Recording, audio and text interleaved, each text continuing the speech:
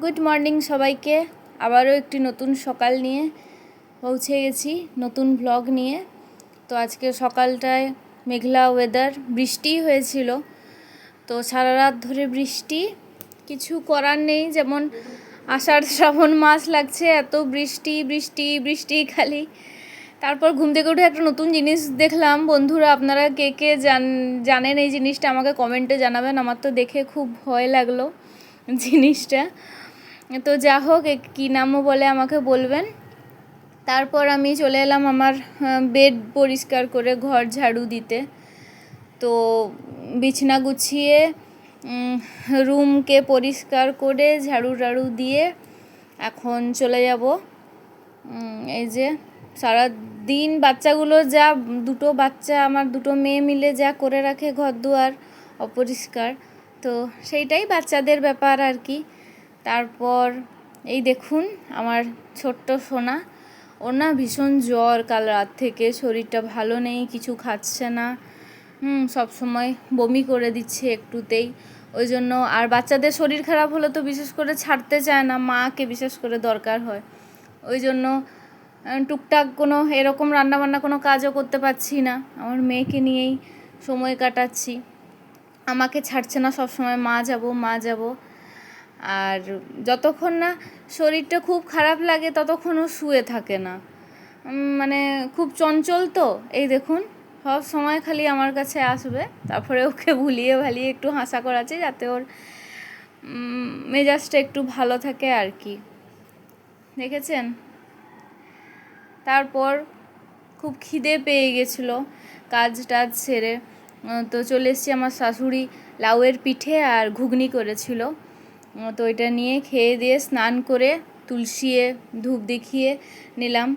পুজো করতে পারি না, কারণ আমার শাশুড়ি মাই পুজো করেন। তো পেঁয়াজ রসুন যেদিন খাই সেদিন তুলসিয়ে জল দিই না, শুধু ধূপটাই দেখিয়ে দিই। তো আমার পুজো কমপ্লিট।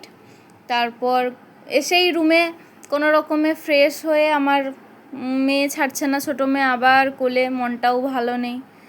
দিতে বড় মা, আমার বড় মেয়ে বলল যে মা আমাকে নিয়েও একটু ভিডিও করো, সবসময় বনুকে নিয়ে থাকো।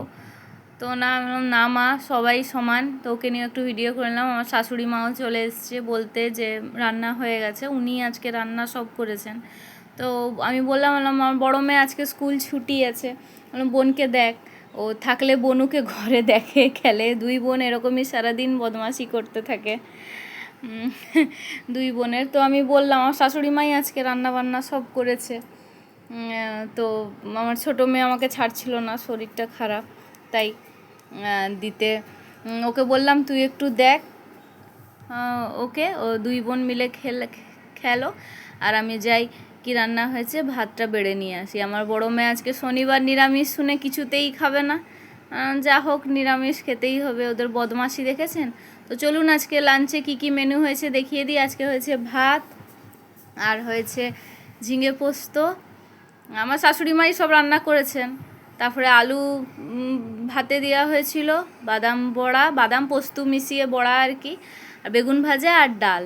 তো আজকে শনিবার, ওই জন্য নিরামিষ হয়েছে। তারপর ভাত বাড়তে বাড়তে দেখছি ভীষণ মেঘ চলে এসছে আকাশে, এত সুন্দর লাগলো মেঘ দেখে, ছাদে উঠে গেলাম। ছাদে উঠতে খুব সুন্দর লাগছে মেঘটা দেখতে, দিতে পুরো আষাঢ় শ্রাবণের মতন মেঘটা খুব সুন্দর লাগছে। সারা মাসেই বন্ধুরা বৃষ্টি, ভাদ্র আশ্বিন সারা মাস খালি বৃষ্টি আর বৃষ্টি, সারা রাত বৃষ্টি, সকালেও বৃষ্টি, দুদিন রোদ করছে, তো দুদিন এরকম হচ্ছে। বাচ্চাদের জামা কাপড় শুকোতেও খুব কষ্ট হচ্ছে, মেলারও অতটা জায়গা নেই। দেখছেন চারিদিকটা এত সুন্দর হাওয়া দিচ্ছে, আমি ভাত খেয়ে না খেয়ে চলে এসেছি, বেড়েছিলাম দিয়ে খেয়ে নিয়ে চলে এসেছি। ভীষণ সুন্দর লাগছে ওয়েদারটা। তো চলুন বন্ধুরা, আজকে এতটাই। আবার নেক্সট ব্লগে আপনাদের সঙ্গে দেখা হচ্ছে। আমার ভিডিও কেমন লাগলো আপনারা জানাবেন। আপনারা কে কোথা থেকে দেখছেন প্লিজ প্লিজ প্লিজ আমাকে বলবেন। আর আমার চ্যানেলকে প্লিজ লাইক সাবস্ক্রাইব করে দেবেন। আর ভিডিওটা যদি ভালো লাগে তাহলে সাবস্ক্রাইব করে দেবেন।